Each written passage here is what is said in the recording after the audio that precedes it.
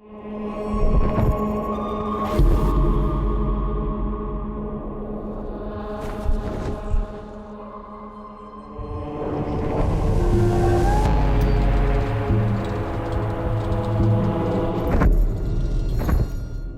Inferno, there's just nowhere to just hang out. You know, I'm just gonna go to the jacuzzi area.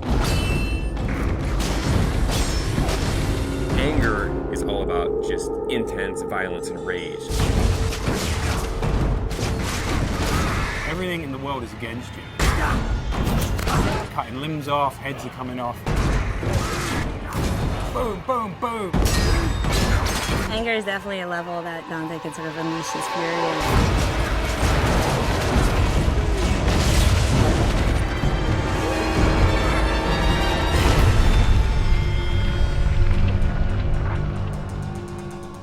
Second-to-second gameplay experience is really where Dante's Inferno pays off. We have a combination of a multiple set of weapons. We've got Death Sight, which is your big, powerful melee weapon. We've got the Holy Cross that shoots holy magic, and it's a range attack, it's a stun attack. You can do a lot of things with that.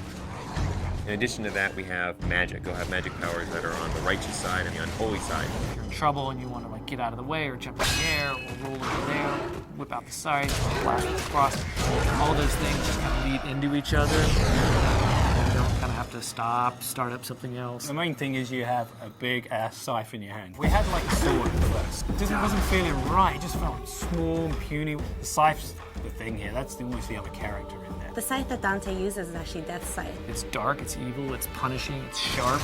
There's actually a lot of different modes it could go in. It could kind of have this sort of straight spear-like mode. It also has what we call sort of the collapse mode, where it's more like a scythe that's just on his wrist. At the beginning, we're all trying to find different things. We actually bought a scythe, you know, farmers, monthly or whatever. So we bought this scythe.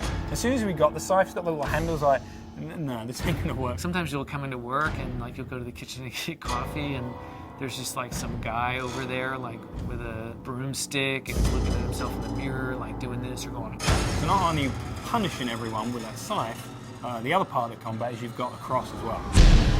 The cross primarily is about stunning, pushing back, holding off enemies to buy yourself time. You know, it never really touches anyone physically. It's more about the power that they get from it.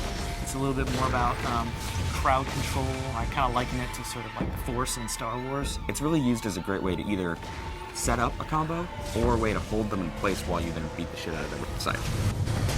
We really leave it open to the player whether they want to go sort of all in on the holy powers, whether they want to go all in on the scythe powers, or do a mix of both. There's kind of a reason that Dante's got these two weapons, kind of yin and yang, and they're dualistic. And that plays out in not just the combat, but in the story as well. That's the whole personality of Dante's Inferno. The most important thing to us was making sure that the combat felt awesome. One of the big things that we wanted to do in Dante's Inferno is really have the game run at 60 frames per second. 60 feels free, it feels fluid. 30 feels like you're drunk.